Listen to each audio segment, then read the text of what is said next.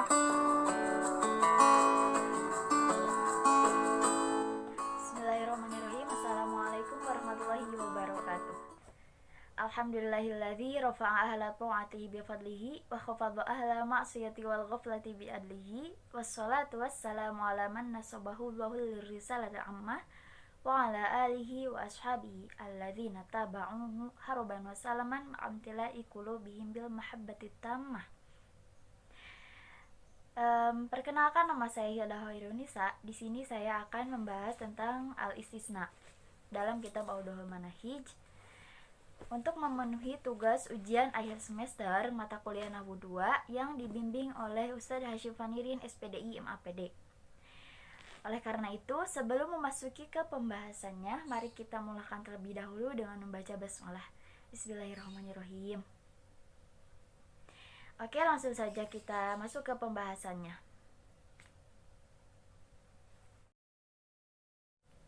Babul istisna.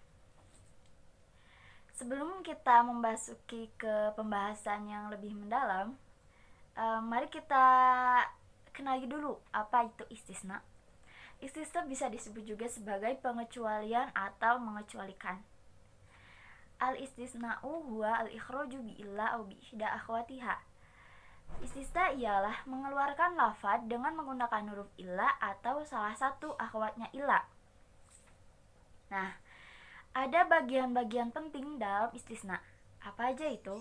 Yang pertama, huruf istisna. Yang kedua, mustasna. Yang ketiga, mustasna minhu. Oke, yang pertama, huruf istisna. Apa itu huruf istisna? Huruf istisna ialah huruf yang digunakan untuk mengecualikan. Yang kedua yaitu mustasna. Apa itu mustasna? Mustasna ialah lafaz yang dikecualikan. Oke, yang ketiga yaitu mustasna minhu. Apa itu mustasna minhu? Mustasna minhu ialah lafaz yang darinya mustasna dikeluarkan. Nah, sebagai contoh, ja'an nasu illa zaidan. Ja'an nasu illa zaidan. Orang-orang telah datang kecuali Zaid. Nah, lafaz illa di sini yaitu sebagai huruf istisna, yang mana tadi digunakan untuk mengecualikan. Oke. Zaidan, lafaz zaidan di sini yaitu sebagai mustasna, yang mana tadi mustasna ialah lafaz yang dikecualikan. Nah, lafaz zaidan ini dikecualikan, yang mana tadi artinya orang-orang telah datang kecuali Zaid, maka Zaid ini dikecualikan. Oke. Kemudian lafaz an-nasu. Nah, lafaz an-nasu di sini yaitu sebagai mustasna minhu. Oke. Yang mana tadi mustasna minhu ialah lafaz yang darinya mustasna dikeluarkan. Berarti lafaz yang darinya Zaid dikeluarkan gitu. Jadi Zaid itu dikeluarkan dari an-nasu. Nah, seperti itu. Oke, masuk ke pembahasan selanjutnya yaitu pembagian mustasna. Yang pertama, mustasna bi illa atau mustasna menggunakan huruf illa. Aqsamul mustasna bi illa, pembagian mustasna bi illa. Nah, yang pertama, al-mustasnal muttasil. Apa itu mustasna muttasil? Mustasna muttasil adalah mustasna bagian dari mustasna minhu. Sebagai contoh tadi, ja'an nasu illa zaidan. Telah datang orang-orang kecuali Zaid. Nah, Zaid ini jenisnya bagian dari mustasna minhunya yaitu an-nas, bagian dari orang-orang. Nah, seperti itu. Nah, hukum mustasna bi illa ketika mustasnanya muttasil, yang pertama, wajib dibaca nasab ketika terdapat pada kalam tam mujab. Apa itu kalam tam mujab? Tam artinya sempurna, atau dalam bab istisna ini tam berarti disebutkan mustasna dan mustasna minhunya. Sedangkan mujab ialah tidak didahului oleh nafi atau syibhun nafi, nahi atau istifham.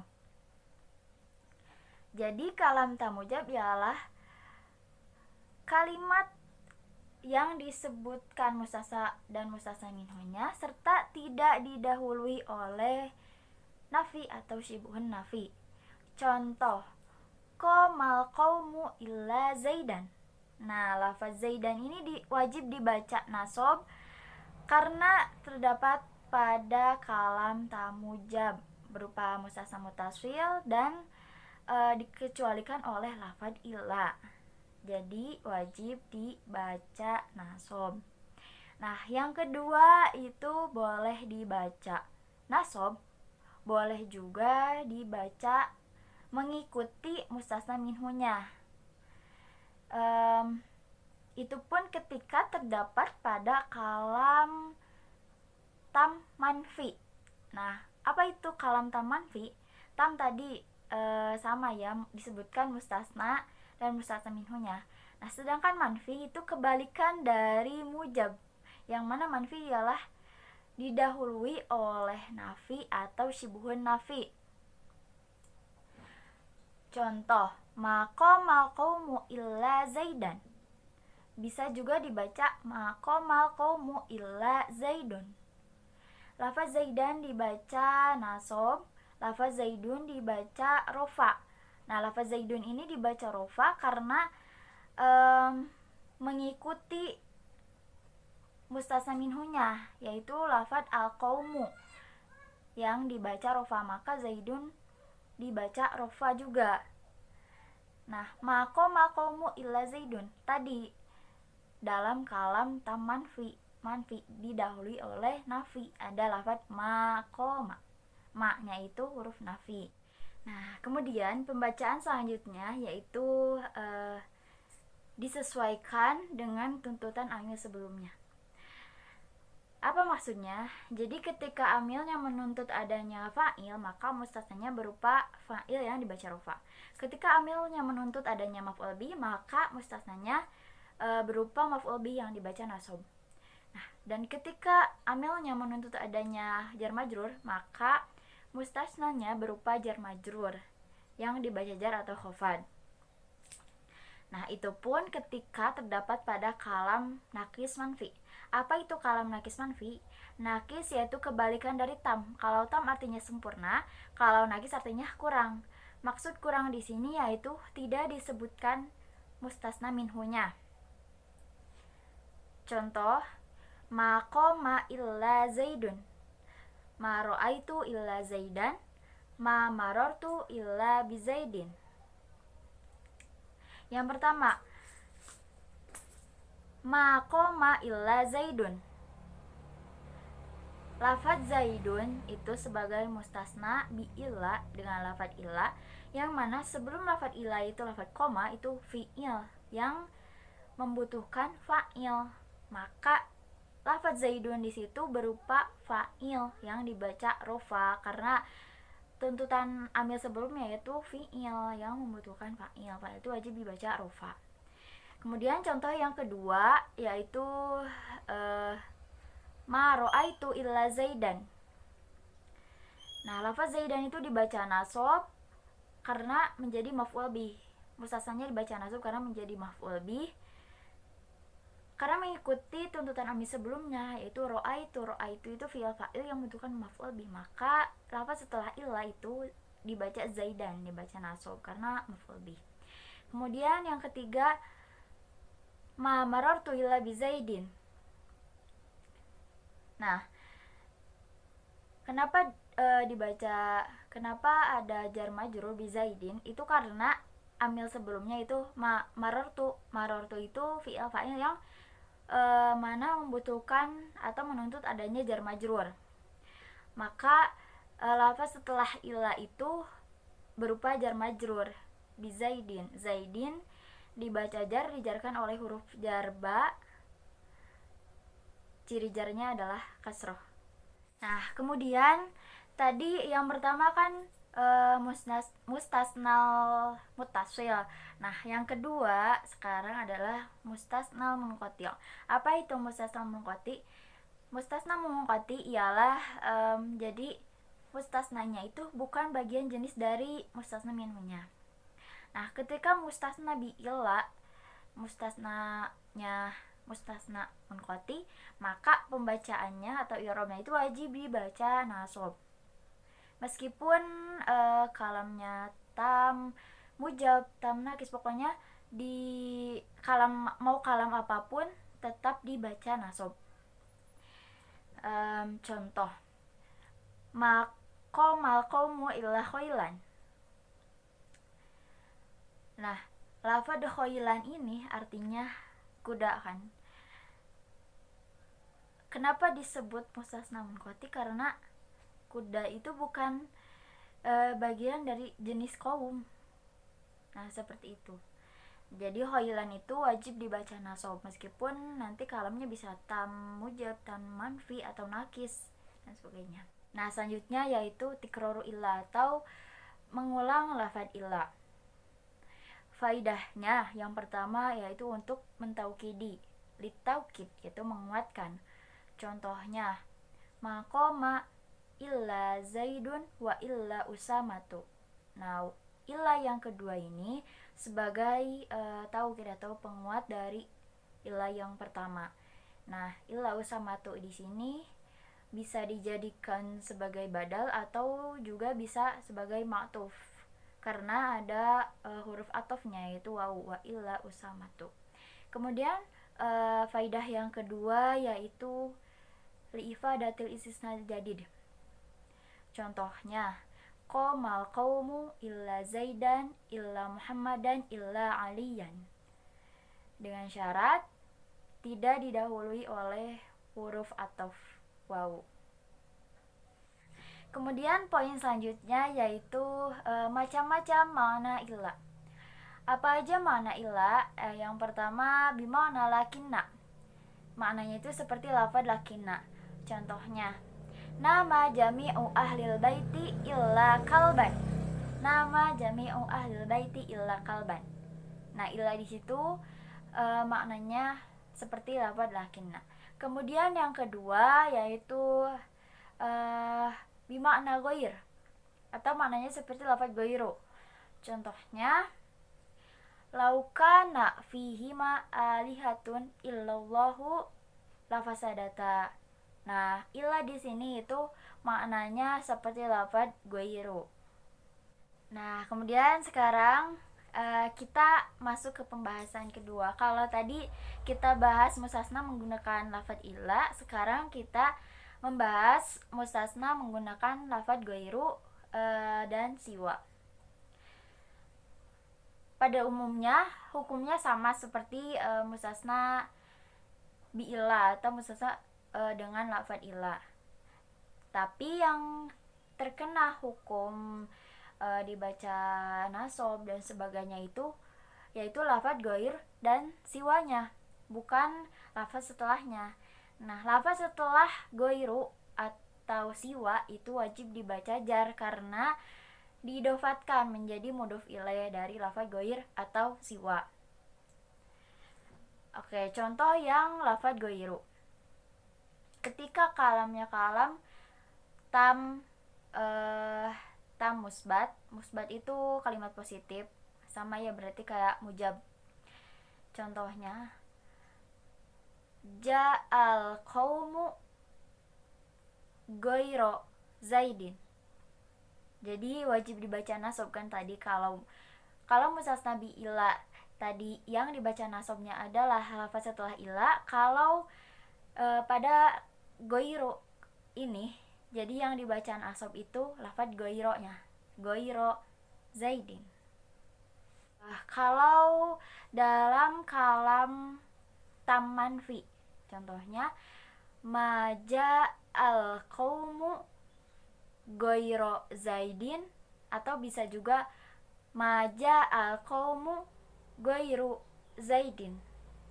Jadi bisa dua pembacaan, ghairo atau ghairu, mengikuti lafaz sebelumnya yaitu al qaum. Ketika kalamnya kalam nakis manfi, sama ya seperti tadi di awal sudah dikatakan bahwa sama hukumnya. Cuman yang terkena hukum di sini adalah lafadz ghairunya. Ketika kalamnya kalam nakis manfi, contohnya ma jaa ghairu zaidin ma ro'aitu goiro zaidin ma marortu bi goiri zaidin. Nah, seperti itu. Nah, kemudian lafadz siwa. Lafadz siwa juga sama hukumnya seperti lafadz goiro. Hanya saja harokatnya lafadz siwa itu dikira-kirakan. Contoh dalam kalam nakis. Maja'a siwa zaidin, ma ro'aitu siwa zaidin, ma marortu bisiwa zaidin. Jadi lafadz siwa tetap harokatnya, tapi dia dibaca, ada yang dibaca rofa, nasob, atau jar. Tadi kita sudah membahas tentang mustasna menggunakan lafadz illa dan mustasna menggunakan lafadz goiru dan siwa. Sekarang kita akan membahas mustasna dengan menggunakan lafadz khola, ada, dan hasya. Nah, yang pertama, ketika lafadz khola, ada, dan hasyanya dijadikan sebuah fi'il, maka lafadz setelah khola, ada, atau hasya itu dibaca nasob sebagai maf'ul bih. Contohnya, qomal qaumu khola zaidan, qomal qaumu ada zaidan, qomal qaumu hasya zaidan. Jadi zaidannya itu dibaca nasob menjadi maf'ul bih dari fi'il khola, ada, hasya. Kemudian yang kedua, ketika khola, ada, hasyanya dijadikan sebuah huruf, maka lafaz setelah khola, ada, atau hasya itu dibaca jar karena diidofatkan kepada khola, ada, atau hasya. Contohnya, qomal qaumu khola zaidin, qomal qaumu ada zaidin, qomal qaumu hasya zaidin. Jadi lafaz zaidin itu dibaca jar karena diidofatkan. Dia menjadi mudhof ilaih dari mudhofnya, yaitu khola, ada, atau hasya. Oke, yang selanjutnya yaitu mustasna menggunakan lafadz laisa dan la yakunu. Karena lafadz laisa dan la yakunu itu beramal, yaitu tarfaul isma wa tansibul khobar, merupakan isimnya dan menasabkan khobarnya, maka lafadz setelah laisa dan la yakunu itu wajib dibaca nasab sebagai khobar laisa atau la yakunu. Dan isim laisa dan la yakunu itu berupa domir mustatir yang kembali ke mustasna minhunya. Contohnya, qomal qaumu laisa zaidan, qomal qaumu la yakunu zaidan. Jadi lafaz zaidan di situ itu sebagai khobar dari laisa atau la yakunu. Kemudian selanjutnya yaitu mustasna menggunakan lafaz la siyama. Yang pertama ketika berupa isim nakiroh, yaitu boleh dibaca rofa dengan syarat maknya itu dijadikan sebagai ma mausulah. Contohnya, uhibbul muslimina wala siyama sholihun. Nah, lafaz sholihun di situ mustasnanya itu dibaca rofa karena maknya itu dijadikan sebagai ma mausulah. Namun ketika maknya dijadikan sebagai ma zaidah, ada dua kemungkinan. Bisa dibaca nasab, bisa juga dibaca jar. Contohnya, uhibbul muslimina wala siyama sholihan, au uhibbul muslimina wala siyama sholihin. Nah, kalau tadi berupa isim nakiroh, kalau sekarang berupa isim ma'rifat. Bagaimana ketika berupa isim ma'rifat? Nah, yaitu boleh dibaca rofa, boleh juga dibaca jar. Contoh, fazal muslimuna wala siyamal mujtahidu, atau fazal muslimuna wala siyamal mujtahidi. Nah, maknya di sini yaitu sebagai ma mausulah karena lafaz setelahnya yaitu al-mujtahid itu adalah ma'rifat, isim ma'rifat. Jadi boleh dibaca rofa, boleh juga dibaca jar. Mungkin seperti itu materi istisna yang dapat saya bahas. Terima kasih, mohon maaf apabila terdapat banyak kesalahan karena saya masih dalam tahap pembelajaran. Bagi kalian teman-teman yang ingin bertanya, silahkan tulis di kolom komentar ya. Dan jangan lupa like, subscribe, and share. Oke, sekian. Hadza wallahu yar'ana wa yahfazna walhamdulillahirabbil alamin. Wassalamualaikum warahmatullahi wabarakatuh.